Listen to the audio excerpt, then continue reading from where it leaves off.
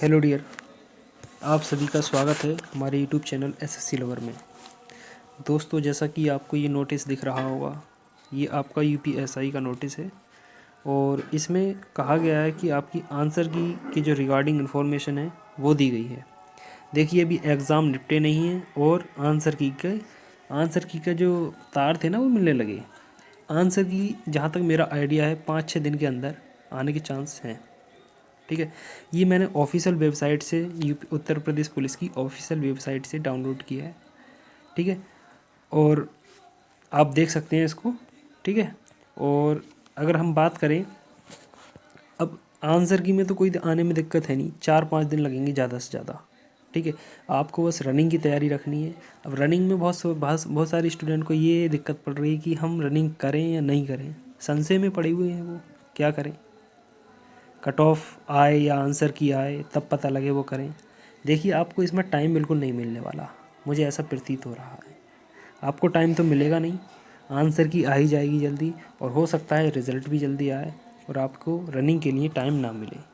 तो रनिंग लगाइए, ठीक है, देर न कीजिए। और रनिंग मैं बताऊं तो अगर मेरे आइडिया के मुताबिक देखा जाए तो, कि अगर आप थर्ड फेज़ में, पहले फर्स्ट फेज़ से चलते हैं। देखिए, फर्स्ट फेज़ में आपको पता है थोड़ा पेपर आसान था, सेकंड फेज़ में थोड़ा उससे टफ़ हुआ और थर्ड फेज़ में उससे भी ज़्यादा टफ़ हो गया। तो उसमें थोड़ा नॉर्मलाइजेशन वो सब इक्वल कर देगा। कुछ लोगों ने 160 में 160 किए, कोई दिक्कत वाली बात नहीं है, करने भी चाहिए। नॉर्मलाइजेशन का उस पर इफ़ेक्ट नहीं पड़ता है।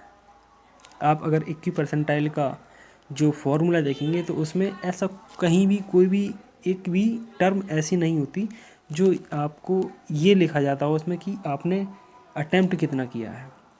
उसमें बस आपका स्कोर देखा जाता है, आपने गेन कितना किया है, ना कि आपने अटेम्प्ट कितना किया है। तो उस बेस पर आपका होता है। और हर एक शिफ्ट का जो सभी शिफ्ट होती हैं, सभी शिफ्ट में से उसमें टॉपर को उठाया जाता है और टॉपर का जो लगभग 0.1% के आसपास आप स्टूडेंट लिए जाते हैं, टॉप जो होते हैं, और उनका एवरेज निकाला जाता है। उसी बेस पे वो सभी शिफ्ट का फिर मीन वैल्यू निकालते हैं। बहुत सारा उसमें लफड़ा है, आप उसमें मत पड़िएगा। तो जो भी अगर जिसकी भी शिफ्ट टफ है तो घबराए नहीं, उसको नॉर्मलाइजेशन में फ़ायदा होगा। लेकिन मैं आपको बता दूं कि अगर आपके थर्ड फेज़ में अगर 100 भी क्वेश्चन बन रहे हैं ना, कितने 100, अगर आपके 100 भी क्वेश्चन बन रहे हैं तो रनिंग की तैयारी कीजिए, आपको कोई नहीं रोक सकता, कोई भी नहीं रोक सकता। ये यूआर के लिए है। और अगर आप यूआर से हटकर और किसी कैटेगरी से हैं, चाहे वो आपका ओबीसी हो, चाहे वो आपका एससी हो, चाहे वो आपका एसटी हो, कोई सी भी XYZ आपकी कैटेगरी हो, तो आप रनिंग कीजिए। ठीक है, और इनकी तो आपको पता है, अगर यूआर की 100 पर जाएगी तो ये तो उससे नीचे ही जाएंगी, 10-5 नंबर जो भी होगा कम ही रहेगा।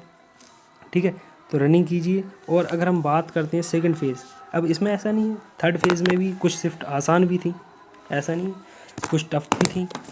तो देखा जाए तो मैं एक मोटा मोटा आइडिया बता रहा हूँ। अगर एवरेज देखा जाए तो लगभग 100 अगर जिसके ही बन रहा है वो रनिंग करे।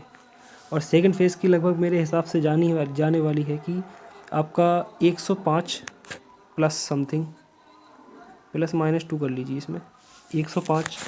और अगर हम फर्स्ट फेज़ की बात करें तो लगभग उसमें 110 के आसपास, +-2 या 3 कर लीजिए, कोई दिक्कत वाली बात नहीं। ठीक है, और बाकी आपको आंसर की आ जाएगी, उसमें पता लग ही जाएगा।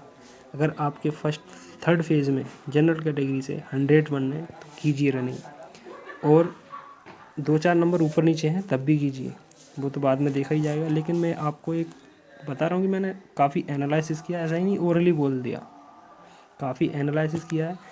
आपका 12 नवंबर से जो एग्ज़ाम स्टार्ट हुए थे, 12 नवंबर और आपका 2 दिसंबर तक मैंने फुल एनालिसिस किया है इनका सभी एग्ज़ाम का, और उस बेस पर बताया है कौन सा पेपर टफ़ है, कौन सा इजी है।